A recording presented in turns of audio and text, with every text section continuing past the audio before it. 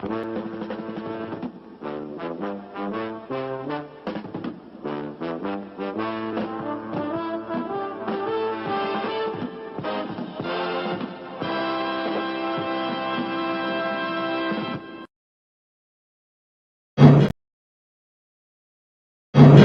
Jeff Meacham Network's Multiverse of Media. For over 15 years, the recognized symbol of excellence and the standard bearer in coverage of sports and entertainment.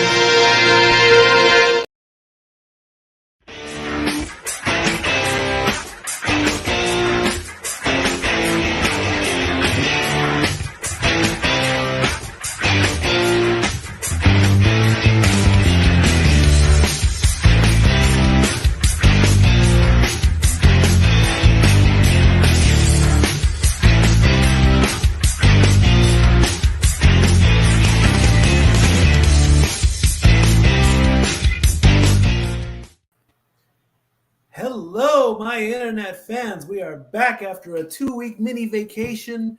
We're back in the sports bar where we belong. Something like that. Something like that? Something like that. Go, indeed. I don't know. Sometimes I'm not sure I belong here, but hey, I'm trying. Yes, you do. Come on. Yes, you do. You're part of this family just like everybody else in the Jeff Meacham Multiverse of Media and the Casa D18 Studios and the Simple Man Studios and NoDQ.com and the Greg Cherry brand. We are just one big happy family. I'm the cousin nobody wants to play with. I've had that problem for years. Yeah, Anyway. You're still the annoying little brother who's a pain in my backside, but I love you anyways. Love. Anyway, so what did we do while we were gone for 2 weeks? Well, we took an adventure. We did. We traveled through the Smoky Mountains of Tennessee, went next door to Cherokee, North Carolina, to Harrah's Cherokee Resort. Great little casino there in Cherokee. And we got to see an old friend from Wilson High School, class of 94, Gabriel Fluffy Iglesias. That would be, I can't do this right.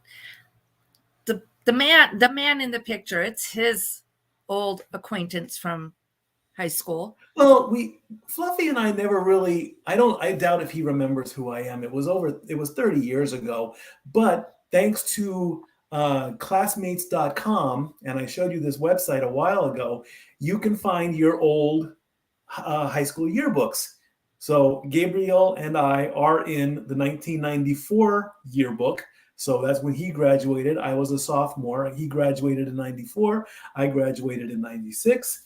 And as soon as we found out that he was going on tour, it's his Don't Worry, Stay Fluffy tour. And you can find all this on fluffyguy.com. Cherokee was the first stop on the tour. And so we got tickets. We got the days off. We worked our schedules around. We rented a car. And we took a beautiful drive. And let me tell you, friends, if you ever get the chance to come and visit Dori, Lou, and I in Tennessee, and you want to travel, take the back roads. They are amazing. I say this because it's true. You don't get congestion. You sometimes feel like you're the only car on a 2-lane highway. And believe me, the scenery is beautiful. You will see stopped cars on the side of the road. They stop to take a break, or they take a drink of water, or they actually pull their cameras out. And then as soon as and here's the thing, there is no proper border between Tennessee and North Carolina. There's at least on this road. Yeah. If you take the 40, which is the main highway in Tennessee, you might get it, but that'd be the northern end of the Smoky Mountains. So as soon as you legally cross into North Carolina, your GPS says, welcome to North Carolina. Same thing when you come back into Tennessee. Unfortunately, though, your Bluetooth devices, and you'll hit dead zones left and right because make sure you've got downloads or CDs or something to listen to in case your passengers fall asleep or thankfully once in a while just quiet. You can actually enjoy the scenery there. And then you go into Cherokee and you see all It is a tourist town, just like Sevierville is, just like Pigeon Forge is, just like Gatlinburg is.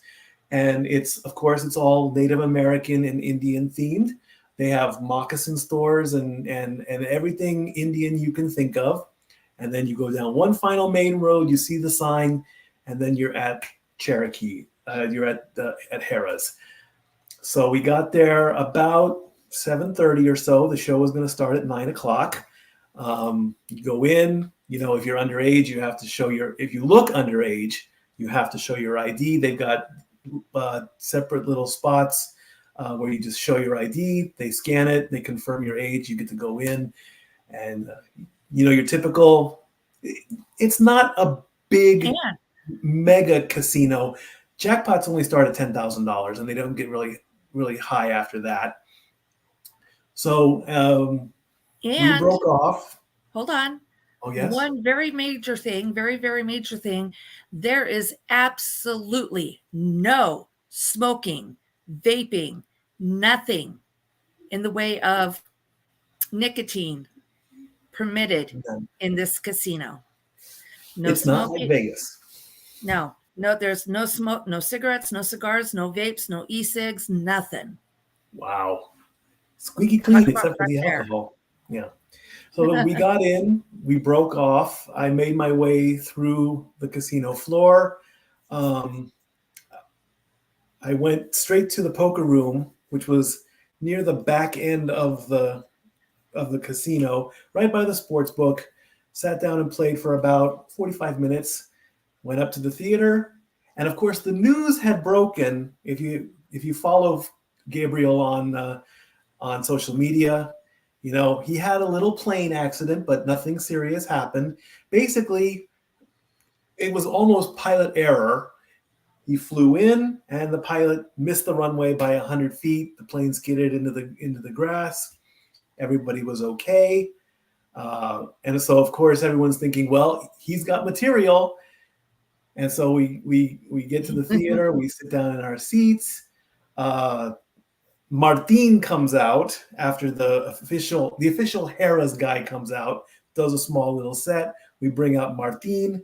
He does a set. And this is where you get all the rules of the theater, you know, no flash photography, no videos, keep everything clean, be respectful, all that good stuff. And then Martin comes out, does a set. Then the official warm-up guy comes out. Martin comes out again with merchandise. And then finally we get Fluffy, and he comes out, and he's like, You forgot. There was a comic in between them. Right. There was another. I can't think of his name offhand, but he came out. I can't think of his name, but yeah. Do you want to tell the joke? Do you remember the joke? Well, let's just say there's a joke regarding feminine sanitary supplies and alcohol, and we won't repeat any of them. How's that? Because they're definitely not. Daniel says, at least if you get carded by casino staff, they always don't ask if you visited the Fountain of Youth. That's the joke comment I sometimes get when entering a casino. Daniel, nice. How old are you? Well, so my son Tyler was with us, and he's only 29. And yes, if we walked out of the area and walked back in, he got carded each time. Right. Yep. Well, the gentleman that the warm-up guy officially, and I told this joke. This is his joke again. I'm sorry, I don't remember your name. And I told this joke to Jeff. And his thing is, you can tell the same joke with a different punchline. So he made a joke about a Dallas Cowboys wristwatch. It's a beautiful wristwatch, but the only problem with it, the battery only runs for 17 weeks and then it dies before the playoffs. Oh, we heard that joke and we immediately thought of Jeff. I'm saving another one. He didn't try to kick you off the air. What's that? I said I'm surprised he didn't try to kick you off the air for that. Nah. Well, we told the joke in the green room. We really didn't didn't get to do it on air or anything. And so then Fluffy does his set for almost an hour. He takes out his phone. You got he your answer says, here. 38, almost 39. I sometimes look like I'm in my late teens, early 20s. Wow. Yeah, Okay. that's the problem with carding, you know, that you know your age, but they don't. They don't know. And Look at some of the stuff we dealt with when we were Bibles. I mean, really. I saw women who I swore would have been at least my age, if not older, who looked at least my age, if not older, who were significantly younger than me. But then again, I guess it depends on your lifestyle too. Indeed. So then he takes out his phone. He looks at the clock. It's 11 o'clock. He promised an hour. He says, no, we will. And then, well, again, one of the rules was don't heckle, meaning don't call anything out. But it's like I was the one leading the charge. I'm like, keep going, Fluffy, keep going. Yes, he was. He brings out a bottle of Patron about that big. The big bottle of Patron. The big bottle of Patron. Takes a drink, not a shot. He did not shoot it. He drank it. Kept going for an extra 30 minutes. Martin comes out again, and he says, I'm sorry, but Mr. Harris wants you guys to get out of here and go back outside, meaning the casino, to make him money. And so we left the theater, and they had us herded up in the foyer because they forgot to turn on the escalators, which was a lot of fun. And then you can take over the rest of the story at this point, Dori. So Tyler and I decided we wanted some souvenir merch from this particular event.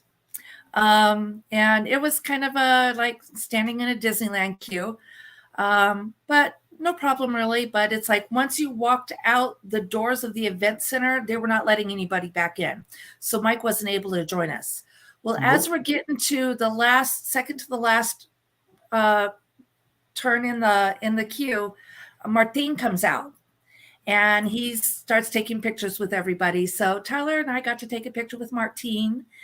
He was pretty cool. And it was just a thank you. You know, we enjoyed the show. Glad everybody was okay. And thank you for the opportunity for the photo. And he was just really, really casual, really cool about it. But I need to piggyback on something Mike said about the pilot missing the runway. It wasn't complete pilot error. What Mike failed to or neglected to mention, or maybe does not remember or didn't read up on, is there was some very nasty weather going on. Turbulence. At Andrews when they were coming in for the landing. So that helped contribute to missing the runway. And as Fluffy, a bunch of Mexicans in the field. So yeah, I decided because the gambler part of me took over, and I did leave the event center. I saw the picture. I'm very happy that you guys got to meet Martin. I politely asked the guard, I'm like, because I saw you at buying your shirts. I said, my family's right there. May I please go back inside? And they said, no, once you're out, you're out. We got to clear out. And I said, okay, no worries. But overall, it was a great little day, a great little trip. And we stayed a little bit longer. We played for maybe another 30, 45 minutes on the slots. We left the casino at maybe 1 o'clock in the morning, tried to go to a Waffle House in North Carolina. Not going to happen. It was packed. Back on the road, got back into Tennessee at 2. Oh, yeah, I know. Shame on you. Okay, so I missed a couple bits of the stories. That's why I've got Captain Stat Girl over here who's really running the ship. Exactly. You know, behind every check. Behind every good well, no, I can't use that one here. No. Never mind. What? I was going to say behind every good man is a better woman pushing him along, but I'm not sure I can put that one here. Yes, you can, because it's true. But I need a good man to be pushing along. Ha, ha. Just teasing. Oh, you're not pushing. You're shoving me out. That's what you're doing.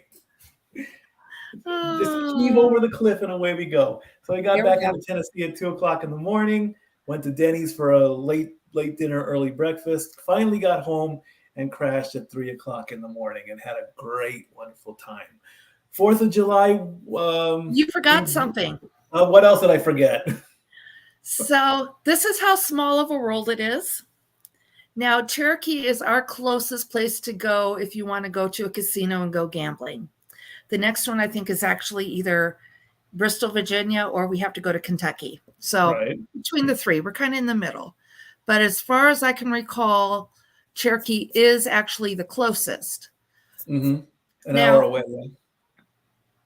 We both worked at Weigel's for a period of time, got to know some of the regulars. As we were leaving, I saw somebody who looked kind of familiar. So I stopped and turned. She did the same thing. It happened to be one of my dearest customers from when I was working at Weigel's. And big hug from her, and, call me, and, I'm coming up here frequently, and let's get together and do something. But it was really cool to see one of my regulars from Weigel's, although I'm no longer there. And she had a few words to say about what's going on with Weigel's too, but we'll leave that where it needs to be left. Personal note, Dori and I no longer work at Weigel's.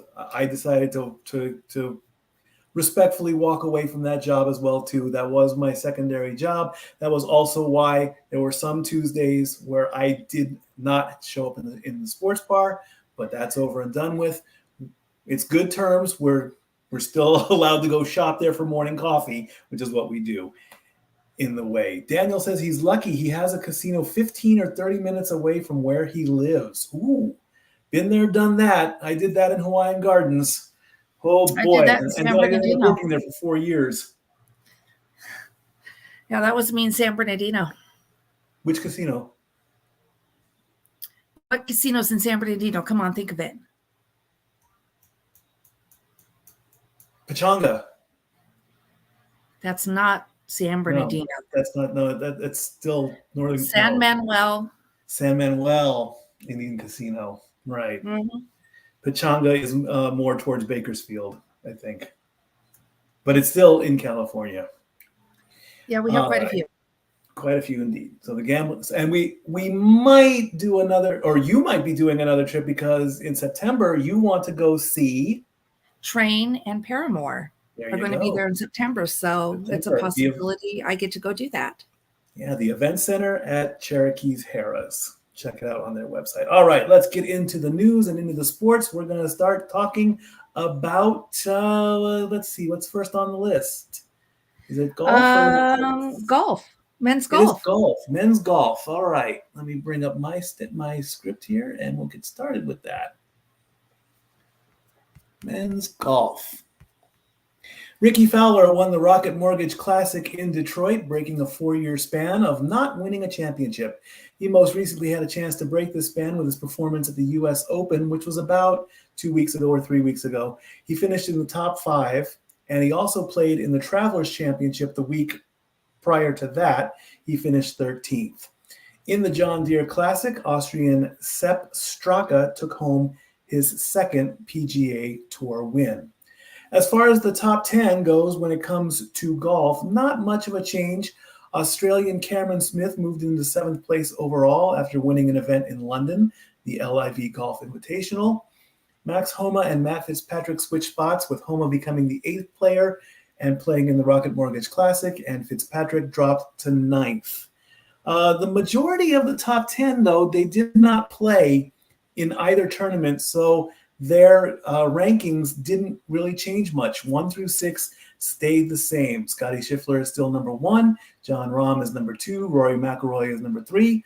Patrick Cantlay is number 4. And Victor Hovland is number 5. Xander Schauffele is number 6. And Jordan Spieth did not play as well. He rounds out the bottom of the list. For women's golf, we now go to Dori Liu. So the ladies played in the 2023 U.S. Open in Pebble Beach, California, and Allison Corpuz from Hawaii took home her first major title, winning by 3 strokes and finishing 9 under par. I'm lucky if I finish 9 over par. And that's playing mini golf. All right, she took home a $2 million prize. Jen Young Ko Lilia. Lilia Vu, Georgia Hall, and Athea.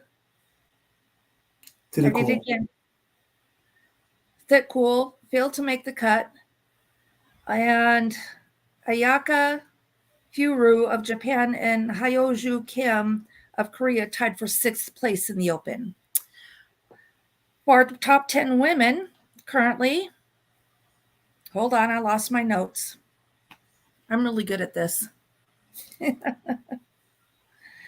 All right, is Lydia Ko from New Zealand, Athea Thitkol from, is that Thailand? That is Thailand. Thank you. Brooke M. Henderson from Canada, Minji Lee from Australia, Haijin Choi from Korea, Jennifer Kupcho from the U.S., Lexi Thompson also from the U.S. Then we go to, I'm sorry, I'm going to mess this one up, Jiyu Lin from China, Inji Chun from Korea, and Leona McGuire from Ireland. Rounds out our top 10 for the ladies in golf. Congratulations to all the players. Yes. All right. Moving on to men's tennis, Mikey.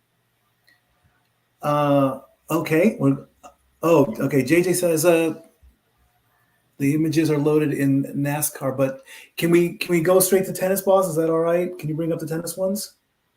Thank you. All right. Christopher Eubanks won his first ATP tournament in Spain by winning the Mallorca Championships. He wanted to go for momentum because the big tournament's going on right now, currently, Wimbledon. And, of course, he got it.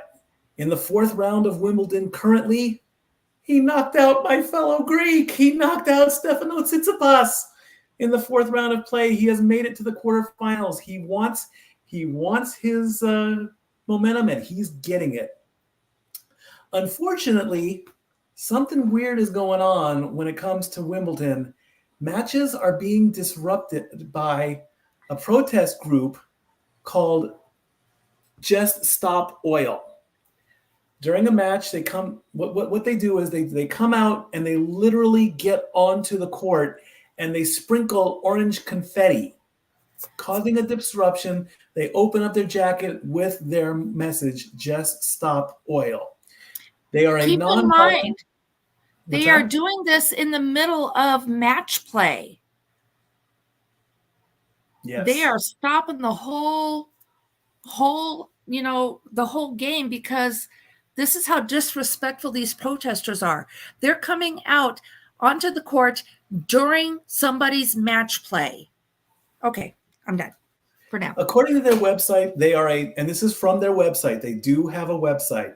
They are a non-violent civil resistance group demanding that the UK government, all overseas, stop licensing all new oil, gas, and coal projects.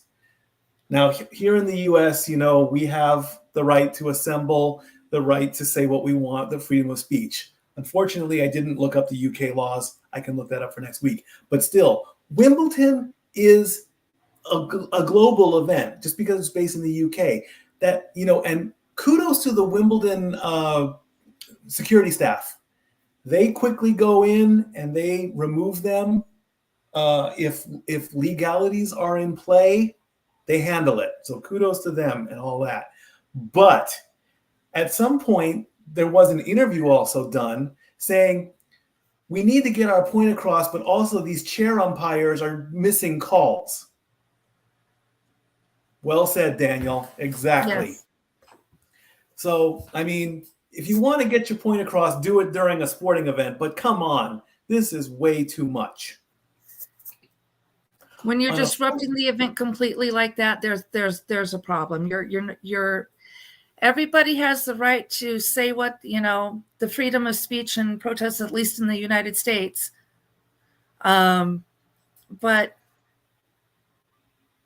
to do something like that, yes, it's a global stage, so you're getting that global attention, but you're also being extremely disrespectful to the athletes, the fans, and everybody else involved. Your coaches and your judges, and it's kudos to you for wanting to get your point across. bad way to do it. This also kind of reminds me of the stories that Jeff and I did when we went to the Honda Center, and it's not protesting, but it's those people with the giant yellow signs trying to get religion across. I get it. You want to spread a good word. I get it. I will take the time to listen to you on your religious beliefs, but also I'm there to enjoy a hockey match. I don't, even though if it was a Sunday, I don't want to be disrespected like that by you saying hockey is a sin. Yes, Daniel, no one was hurt. In a funny bit of a disruption, though, and this was weird, apparently in the stands at the All England club where Wimbledon is played, you can actually drink champagne and wine in the stands. The problem is, and apparently I guess you can also maybe bring your own, I don't know, but the problem is some fans are popping the bottles just as a player is getting ready to serve. Now, a little bitty pop shouldn't be that loud, but it can cause a tiny disruption. However, some of the chair officials are very polite, and there is video of this on YouTube. They are politely saying, don't open the champagne bottles during a match. The official rule is that all corked bottles, including bottles of champagne and sparkling wine, must be opened prior to sitting into your seat. Now, I can't see a fan coming down dressed in their Sunday whites at Wimbledon with 2 flutes of champagne glasses and a bottle. I don't see it, But apparently it's a thing. It is. I mean, the English are much more sophisticated, and proper. The word is proper, especially if they have their nose 3 feet off the air and all that good stuff. And they have to have the good champagne too. English champagne, I think, is a lot better than American champagne. But it seems very funny. That's why this story is in there, that a champagne bottle popping can throw off a tennis serve. It could throw off a golf putt too. Come on. Yeah. Let's be real. That's why they keep them so quiet. Find golf distractions on YouTube. That does exist. Tiger Woods was full of them. Oh, I'm sure. All right. You want to tell us about the women in tennis? Sure, we can do women's tennis. Let me lower that. And women's tennis. The women played in the Rothesay International Tournament in Great Britain and the Bad Hamburg Open in Germany. Madison Keys of the United States won the Rothesay International, and Katrina Zinikova won the Bad Hamburg Open before the start of Wimbledon, which is currently taking place. So far, the number 1 women's player, Iga Swiatek of Poland, and the number 4 player, Jessica Peluga of the U.S., have been eliminated from the quarterfinals in Wimbledon. We're not doing a top 10 because Wimbledon is currently in play, so we will have a new top 10 for you next week. All right. Up next, let's go to NASCAR, and let's get that out of the way. The Quaker 400 took place in Atlanta. William Byram took the top spot after the race was called to rain let's try that again. After the race was called due to rain. Just this weekend, we had a nice little storm cell come in. It hit Tennessee and then went south to Georgia. So we take the blame on that one. The official NASCAR rule is that a race can be stopped and a winner can be declared after half of the race or reaching stage 2, whichever comes first. So William Byron won the race.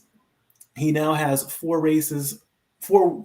wins in his season in this race, and he's atop the playoffs. There's the list. Every player in the left column that is in bold have locked in their positions for the playoffs. Byron, Truex, Busch, Bell, Chastain, Hamlin, Blaney, Larson, Logano, and Reddick. Bless you if you sneezed. No, I was giving raspberry. You said that name. Oh, I said that name. Yeah. The other ones have not yet locked in their spots, but they're on the NASCAR bubble. The other drivers on the right column there, from Bubba Wallace all the way down to BJ McLeod. Yeah, I know. Your boy number 3 down there way at the bottom, but between Eric Jones and Harrison Burton. It just hasn't been his season this year. Well, I guess at least a good thing for RCR that they have Kyle Busch now, because that means RCR is still in the playoffs. And there's the remaining schedule. Coming up this weekend is the New Hampshire race, the Crayon 401, then followed by the Pocono 400 in Pennsylvania, the NASCAR Cup Series at Richmond, the Fire Creepers Casino 400 in Michigan, the Verizon 200 at the Brickyard at the Indianapolis Motor Speedway, the Go Bowling at the Glen in New York, and the last race before the round of 16 is the Coke Zero Sugar 400 in Daytona. Then starts the round of 16. Only the 16 drivers compete for the championship. It still will be a full race. You still have to have a full field. Then they go from 16 to 8, 8 to 4. And at some point in that schedule is the Bristol dirt race, or the Bristol race at night. We didn't go this season, but hey, who knows? We have got so many plans from August 26th, possibly all the way to Christmas. We're just knocking them out one right after. We could even throw out going to Bristol. Possibly. Good call, Renegade. There's your top 3, Byron, Suarez, and Allmendinger with their numbers. And the rest of the top 10 from Michael McDowell, there's Kyle Busch in 5th place. Keselowski took 6th. Yelly took 7th. Haley and Blaney, that rhymes, 8 and 9. And Steinhaus took the top 10 spot. NASCAR season. They're NASCAR. There you go. All right. Up next, we get to finish off. Yes, we get to finish off the USFL. They had their playoffs. The Michigan Panthers took on the Pittsburgh Maulers in the North Division Championship. The Maulers ended up winning 31-27. E.J. Perry went 23 of 38 for 370 yards, 2 touchdowns, and 1 interception. And Troy Williams went 23 of 40 for 203 yards, 1 touchdown, and 0 interceptions. In the South Division, the Breakers took on the Stallions. McLeod Bethel Thompson went 26 of 50 for 273 yards, 2 touchdowns, and 2 interceptions. And Alex McGow went 21 of 31 for 310 yards, 4 touchdowns, 0 interceptions. So Birmingham went on to take on Pittsburgh.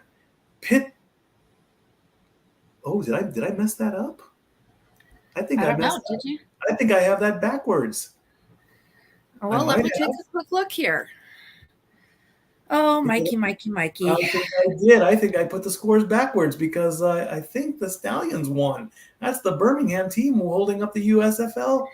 Stallions is an MVP and an USFL champ, but how high can he climb? So, yes, I'm going to say you got those scores backwards. Botch. Thank you, bro. Love you. Yes, I botched that up. I put the scores backwards. The Stallions, the Maulers, 28-12 in the final one, and Alex McGow was made the MVP. Go ahead and tell them who the player of the years are. Oh, you found it. Okay, so our offensive player for the year was Mark Thompson, running back for the Gamblers, followed by your defensive player, Frank Ginda, from linebacker for the Panthers. And our special teams, wide receiver, kick returner, punt returner for the Showboats, Derek Dillon. Great job, guys. We hope to see you guys keep playing or moving up. We wish all of our USFL players the best and see what happens next. Yes, preseason football is coming up, and we can't be more excited to start talking about NFL football, but that comes later in 2 weeks. 2 weeks, we have a small little announcement at the end, but not yet. We're getting close. We're getting close. Yeah, you're not allowed to announce that yet. Just like I'm not allowed to announce yet the potential plans for October. Not yet. Not yet. We have some things in the works, some possible surprises coming up. But as things get confirmed and get going further on down the line, we will definitely be sharing with you. Indeed. Let's start talking about basketball. We're adding another sport into our lineup, and that's the WNBA. Go ahead, Dori. And Mikey's defense, remember, he's been absent a little bit. So I started this. And then I ended up having to step away for a few weeks, and then we took our 2-week break. So, Mikey, we've been doing WNBA for a little bit, just not as in depth quite yet. So, okay. Would you like me to cover the WNBA since Please, it is the go right ahead. Women's National Basketball Association? By all means, go right ahead. All right, so up there you've got your current standings, starting with the Las Vegas Aces, 17-2, Connecticut Sun, 14-5. Your New York Liberty is 13-4. Atlanta Dream is 10-8, tied with Washington Mystics. However, the Atlanta Dream have a better, points per game? Yes. Thank you, 86.7 over Washington's 83.6. Dallas Wings are down there at a 10.9, and my Minnesota Lynx, well, they still have room to improve, so 9-10. Chicago Sky, 8-11. The Los Angeles Sparks, 7-12. Indiana Fever, 5-14. Your Seattle Storm and Phoenix Mercury are tied 4-14. Seattle Storm has a better point per game average at 78.8, while the Phoenix Mercury are at 77.0.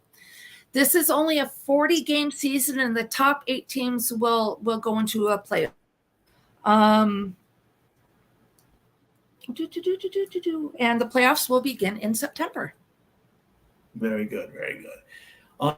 On the men's side, the NBA, they are starting up something new. This is called the in-season tournament. Here's how it works. The 30 teams have been divided into 6 groups of 5, 15 on the West and 15 on the East. Group A is our Memphis Grizzlies, since we live in Tennessee. Thank you. The Phoenix Suns, the LA Lakers, the Utah Jazz, and the Portland Trail Blazers. Group B are the defending champion Denver Nuggets, the LA Clippers, the New Orleans Pelicans, the Dallas Mavericks, and the Houston Rockets. Group C are the Sacramento Kings, the Golden State Warriors, Dori's Timberwolves from Minnesota, the Oklahoma City Thunder, and the San Antonio Spurs. That's the West. In the East, it's the Philadelphia 76ers, the Cleveland Cavaliers, the Atlanta Hawks, the Indiana Pacers, and the Detroit Pistons. Group B in the East are my newer bandwagon team, the Bucks, the New York Knicks, the Miami Heat, the Washington Wizards, and the Charlotte Hornets. And in Group C, the Boston Celtics, the Brooklyn Nets, the Toronto Raptors, the Chicago Bulls, and there's one team in there I probably missed. One was Washington, I believe, and the Orlando Magic. So what's going to happen is they are going to play a normal 82-game season. When in their schedule, let's say the Lakers play the Grizzlies, that is going to be called a tournament game. Each team will play within their group. So the Lakers will play the Suns, the Lakers will play the Grizzlies, the Lakers will play the Blazers, and the Lakers will play the Jazz. And each team will play each other once. Then the winner of each group and the runner-up of each group plus 2 wild cards will be put in a 16-team tournament, 8 on each side. It's a single elimination knockout game, in addition to a regular season game. They're still going to play their 82-game season, but just whenever a game pops up and whenever the league decides, it's going to be a tournament game. Then, when they're down to the final 2 teams, that one special game is not going to be a regular season game. It's going to be for the championship, the in-season tournament championship. And there's the prize pool. A team that gets to the quarterfinals and loses gets $50,000. The team that loses in the semifinals gets $100,000. The two teams that play each other in the finals are playing for $200,000 and $500,000 respectively. The money's probably going to go to the team, go to the players. It's just a little extra incentive for basketball in the 2023-2024 season.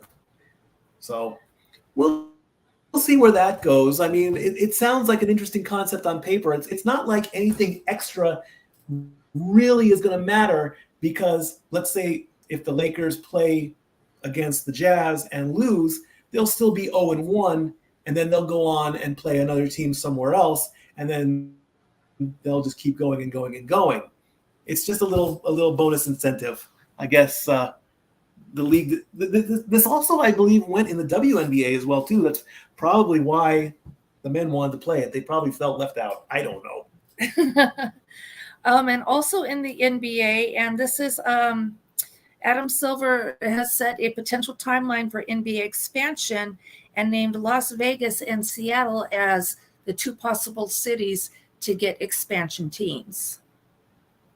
Because right now, Vegas doesn't have a basketball team yet, because for so long they have the UNLV Rebels. That's good enough.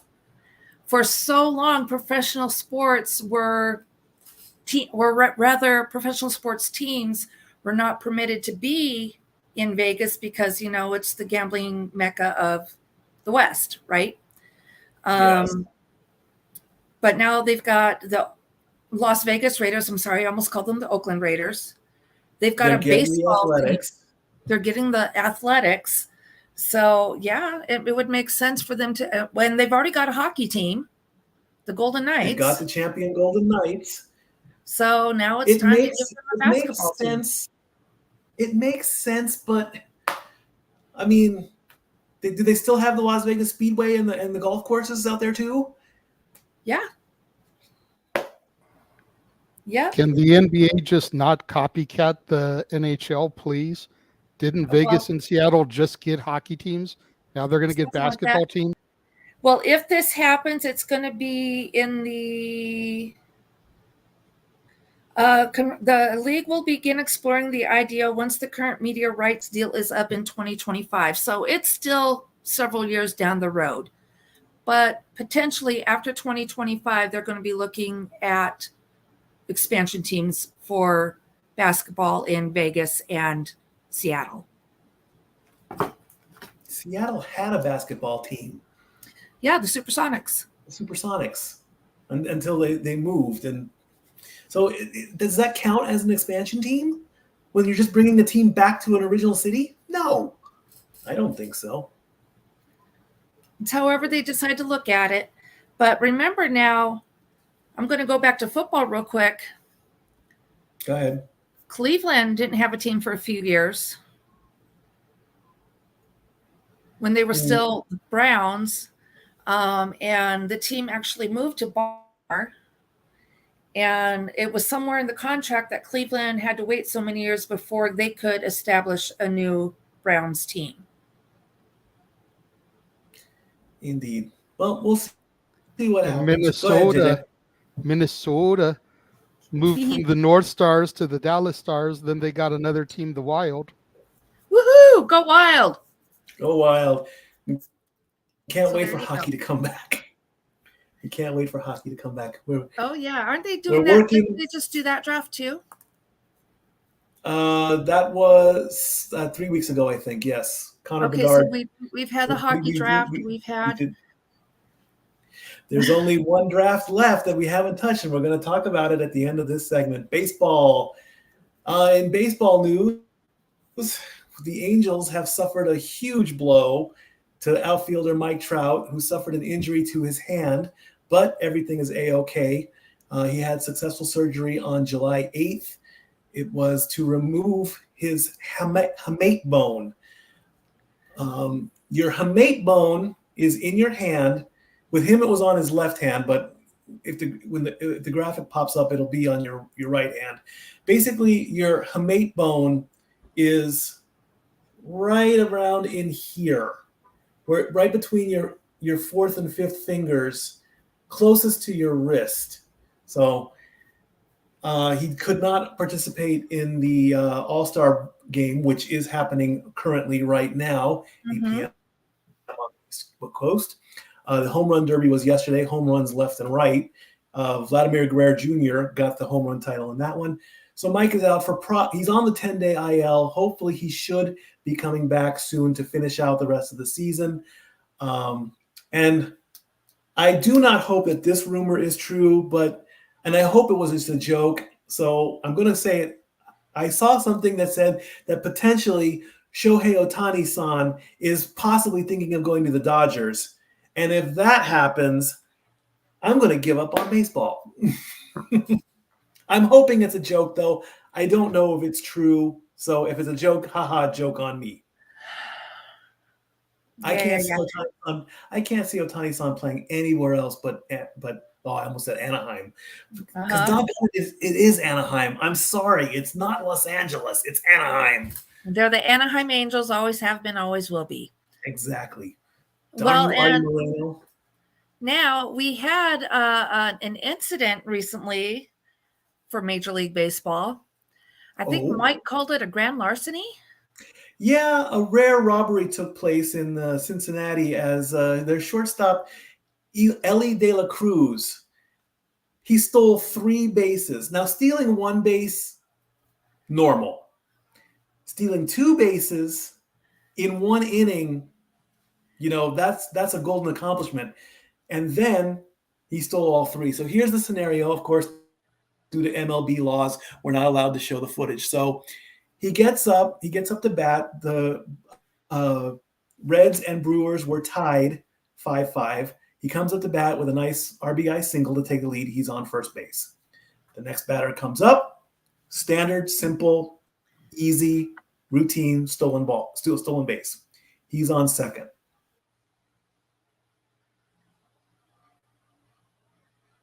Mikey, did you freeze? Okay, Mikey froze for some reason, but I got this. So he's still second. Let me look at my notes here. Just a normal steal. On his steal to third, the catcher had no chance to throw the ball to third base and was returning the ball to the pitcher, who turned his back on De La Cruz and gave him the opportunity to make the jump from third to home with hardly them giving them any time to react to it. So he stole second. He steals third and can kind of brief pause, put his helmet back on, and kept going to home. And there you go. Home run. Amazing. This hasn't happened since 1919. Stealing home plate in itself is an accomplishment because the difference between throwing a pitch and throwing the ball to the catcher to try to tag out the runner stealing home is pretty much the same.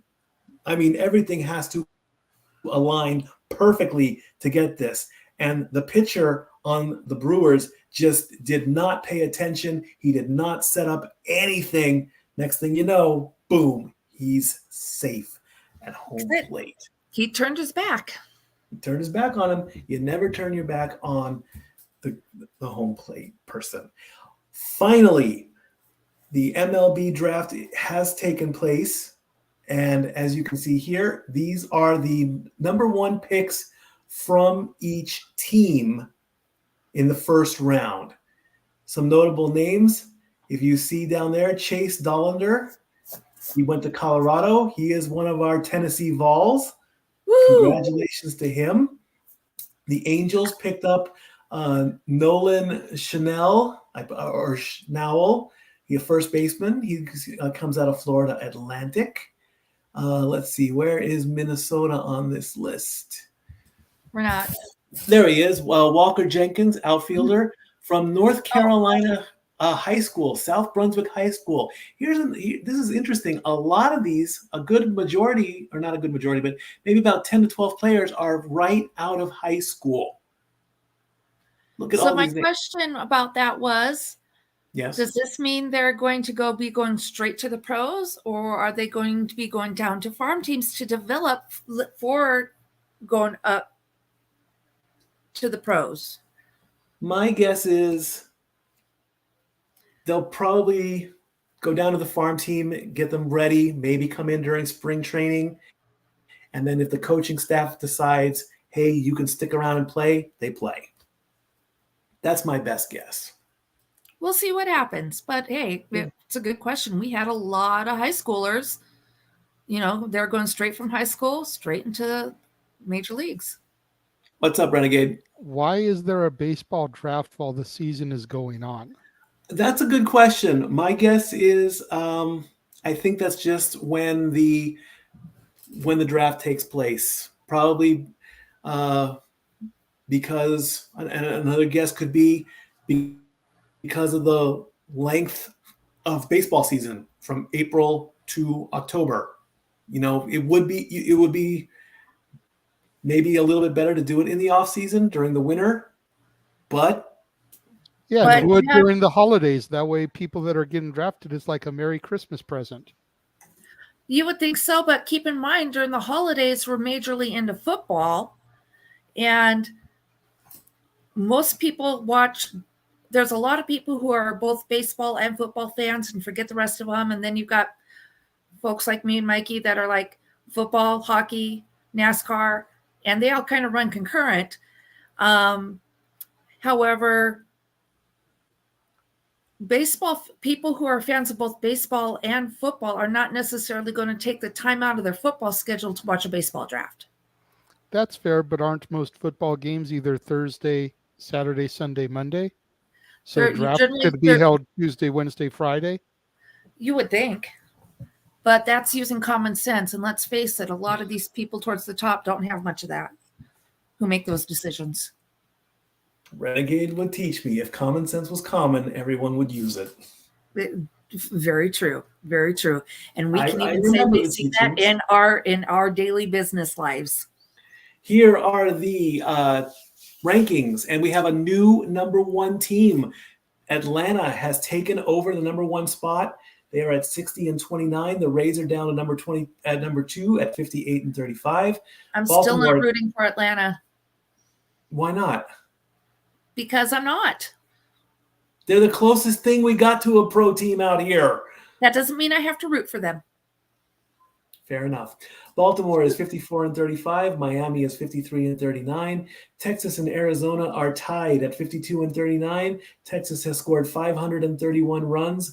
Arizona is at 449. The Dodgers are 51-38. We have a three-way tie finishing out the top 10 with Cincinnati, Houston, and Toronto. Cincinnati has the most runs at 454. Houston at 417 and Toronto at 410. In the middle column, the Giants are 49-41. The Yankees are and the Brewers are tied at 49-42. Yankees are at a nice 400 runs. Milwaukee's at 384. Philadelphia is at 48-41. Boston is at 48-43. Seattle is 45-44, and the Guardians are the only team at 500, 45-45. The Angels not having Mike Trout, they've taken a bit of a dive. They are tied with the Twins at 45-46, one game under 500. But as soon as the All-Star break finishes up and the season restarts and we get a healthy Trout back, they should, and I hope they do, they should surge back up. If they're only counting on Trout, then they're not a team. And Ohtani with his arm. San Diego is 43-47. The Cubs are 42-47. Yes, we know. The Mets are 42-48. The Pirates are 41-49. The Tigers are 39-50. The Cardinals are 38-52. The White Sox are 38-54. The Nationals are 36-54. The Rockies are 34-57. The Royals are 26-65. And the woes continue for Oakland as the bottom feeding team. Less than 10,000 people showing up at Oakland Stadium. They want to get that move done. The next step has taken place. They have started the process to move to Las Vegas. The league is saying that it's their petition or their application is not fully completed yet, but it will be done. And after that, 75% of the owners have to approve the move. I still don't like the idea of a baseball stadium out on the Strip. I've said that for at least 3 episodes. But if it brings money to the city of Las Vegas, which, let's face it, they don't need enough money as it is, because every time you put your dollar into the slot machine, you're not guaranteed to win, and they get that dollar. You're lucky if you get back 88 cents. They don't need any more money as it is. And just a note from the Players Association, they want the league to soften the pitch timer rule, but the commissioner is leaning towards keeping the current one in place. He stated that, or rather, Executive Director Tony Clark said, I don't think there are too many folks that want to have a new rule affect a game in a pennant chase or in the playoffs, but there are bit adjustments that can be beneficial. So they are looking at some adjustments to the play clock rule, the pitch clock rule, pitch timer rule. Yeah. But any of those changes, I wouldn't expect to see them until next season. The only tweak I would like to have, get rid of the pitch clock during the playoffs. These players are going through enough, especially if they're in that situation, the typical bottom of the ninth, 2 outs, runners on, full count, pitcher sweating, batter sweating, announcers are sweating, coach is sweating, and you got to throw within 20 seconds. Go ahead, Renegade. Let me just state for the record, I'm not in favor of a stadium in Vegas either, but I did pop in here to play devil's advocate a little bit. Okay. I love it when you do that. Mikey, is Vegas not a tourist destination? Yes. Is baseball not still known as America's pastime? Yes. Has Vegas not become more family friendly over the last 25 years? Yes. Ooh. Okay. I'll go with that. So why wouldn't they add a tourist destination in Vegas for America's pastime, where people can bring their families while they're seeing a show, while mom and dad are gambling while the kids are asleep? Thank you. Have a good night. He's got a good point. He always has a good point, and that's why I love my brother. Not to mention the fact that he took me in all those years ago. Well, Anyway. one more quick update. So, Somebody had to. And then I adopted him. Okay. And then you adopted me, yeah. Bless So you for taking that burden off of our hands.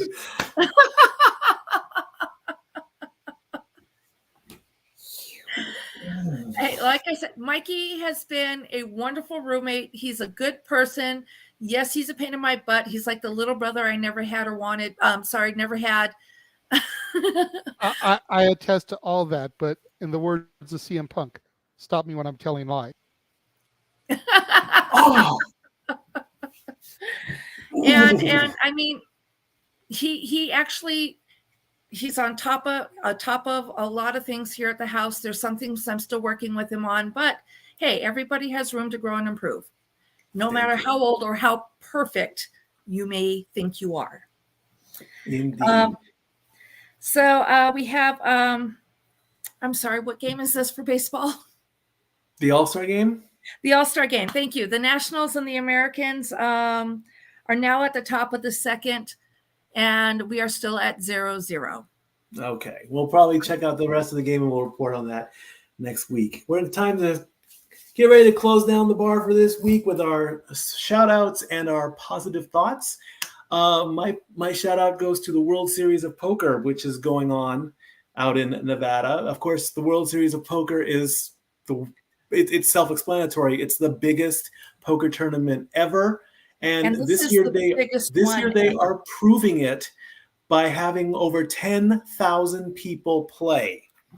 And the entry fee alone, of course, is $10,000, unless by some miracle you can win free roll after free roll after free roll after free roll. A lot of smaller companies and smaller casinos can award a seat if you win enough. If you can literally play a $40 satellite, which gets you entry into a $250 satellite, which gets you entry into a $1,000 satellite, which gets you into a $5,000 satellite, and you work your way until you're sick and tired of seeing cards. Anyway, what's been happening is, and of course, this was the scenario that was given to me when I was working in Hawaiian Gardens, when I was green as can be. They said, what would you do if you put up the $10,000, you sat down, and you got pocket aces on your very first hand, what would you do? Me being 27 years old and not knowing anything about poker, all in. They're like, on the first hand, I'm like, yeah, that didn't. Now, this scenario that happened this year, it was not aces, but it was a gentleman came in, he put down his $10,000, he sat down and he was dealt a pocket pair of something. His opponent also was dealt a pocket pair of something. One of them went all in, the other guy called. It ended up being 3 of a kind versus 3 of a kind, with the higher 3 of a kind winning. And on the very first hand of that table, which is also being labeled as the very first hand of the World Series of Poker, a player was eliminated. He basically he threw away his $10,000 entry to play one hand of poker. It happens in the poker world. It's happened to me sometimes where I've decided to go all in on one hand, and that's how I ended up losing tons of tip money. Every day I would get tip money, I would go and play, I'd go all in, money gone. It happens. Sometimes it happens on the other side where you go all in and you double up. It happens. This guy, unfortunately, got unlucky. His 3 of a kind wasn't good enough. On YouTube, there is live coverage of what's happening, and they made a thing where as the players whittle down, it's called bursting the bubble. And this is the spot in the tournament where if you get past a certain point, you start getting paid. The problem with this is there are tons of people playing in the thousands. The tournament director grabs his microphone and he says, okay, players, it's time to burst the bubble. What does that mean? Every table plays one hand of poker. When the hand is complete, the dealer stands up, signifying that his hand is done. The tournament directors are looking for those 2 magic words, all in. And they want to look for the other one, call. If that happens, that table has to stop until all the other tables have finished their hand. Then here comes the tournament director with his microphone, and all these cameras and all these cell phones pop out, and there's tons of footage on social media.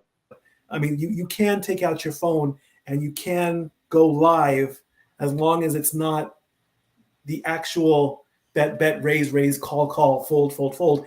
When the play has stopped for this moment, it is allowed. You can take out your phone and you can do the showdown.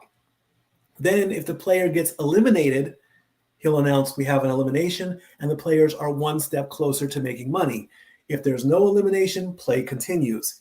This can go on for potentially an hour, 2 hours. So if you're sitting there playing, like let's say Dori and I are sitting at a table and, neither of us play our hand, we could be sitting there for up to 10 to 15 minutes while all the other players play. So we're sitting there and, that throws off your psyche. That throws off, you want to deal, you want to play, you want to play with your chips, go all in and whatnot. So finally, when the bubble got bursted, there were 3 players that went all in and they all lost. So there was a rule that if you get eliminated at the bubble, you can still make money.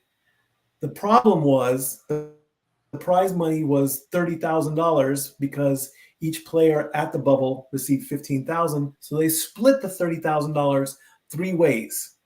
These 3 players that were eliminated right at the bubble basically played for 4 days straight and broke even. And as Renegade teaches us, breaking even is a win. So kudos to all these players that are currently in Las Vegas playing in the World Series of Poker. They're playing for a $12 million first place prize, which I think is also the biggest payout in World Series of Poker history. But, I don't even think, if I had $10,000, as the old me Sure, I'd go for it. Me now, if I had $10,000, it's going in the bank. It's going to sit there. I ain't going anywhere near that. I'm paying the bills with that money. I'll tell you right now.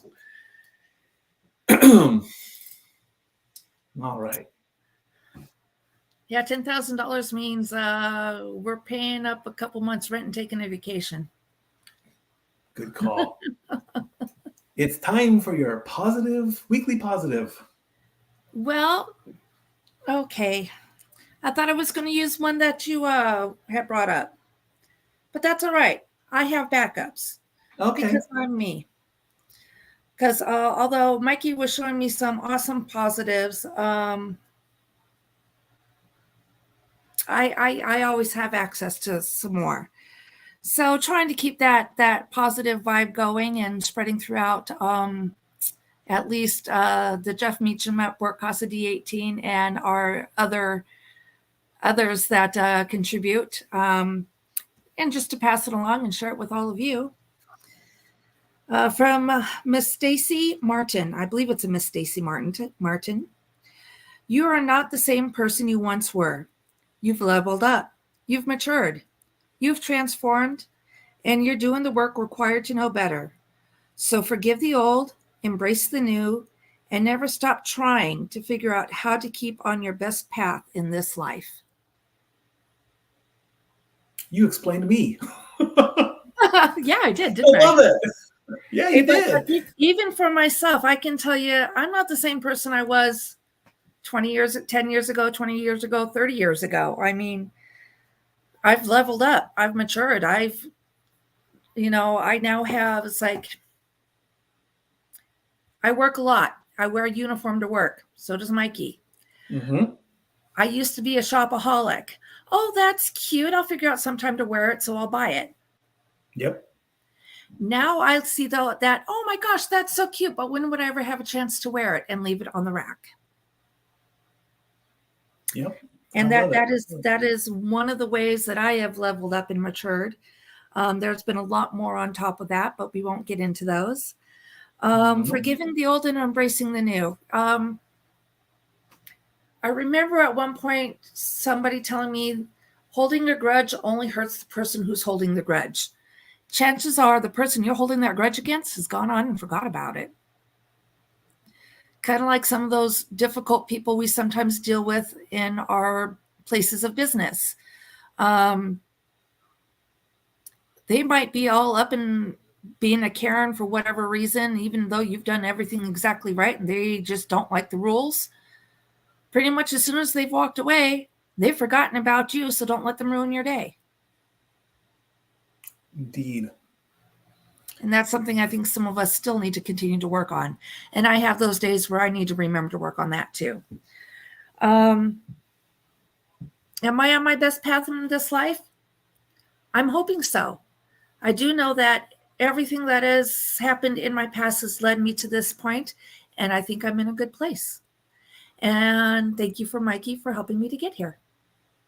You're welcome. Stay positive, keep smiling, and make them wonder what you're up to. And with that, we bring our episode to almost a close. Renegade, do we have shills and promos to do, or do we have anything for promo-wise, or should... there we go. Yeah, we go. Throwback Thursday. Throwback Thursdays. Keep coming up. I think I still want to maybe consider trying to do a Stat Boy Reacts, because I catch myself doing this a lot with a lot of videos. I want to, if that can be done, I would really like to try one. This would be a great week to do it then, because the Stat Boy rants for this week is our epic rant on the top 100 songs of the 90s. Me, you, and Bruce. Ooh. Okay. That's a possibility then. We shall see. What else we got?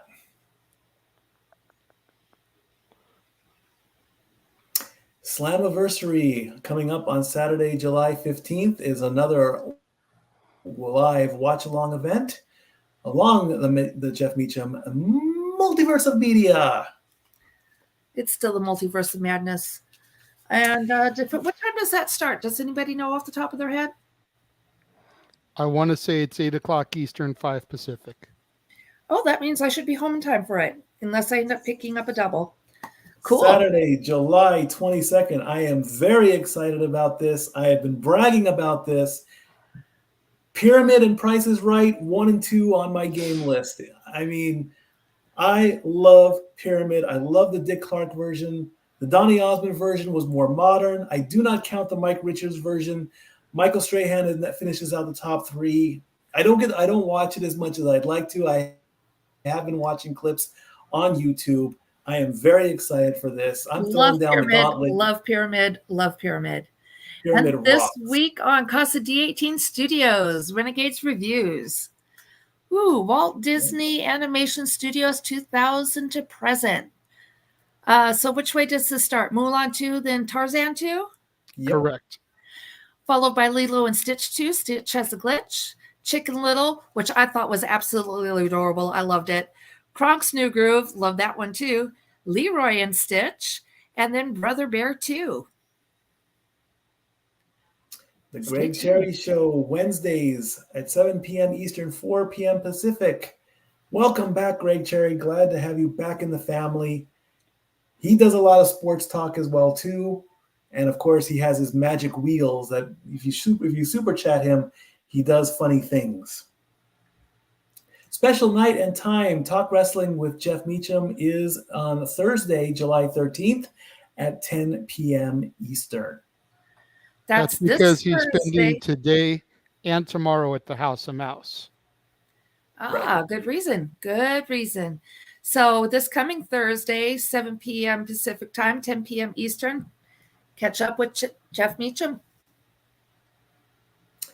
The Dads on Wrestling, their top 10 matches from ECW Heatwave on Friday, July 14th. We've told a lot of stories from Heatwave 2000 and Dark Side of the Ring, season 3, the next to last episode, has a lot about XPW. There's a great story we love telling about this, but this is Heatwave. Of course, I go back to Heatwave 2000, which was the only ECW show I went to, but it was a great show to watch. Check this out with the Dads on Wrestling on Friday, July 14th.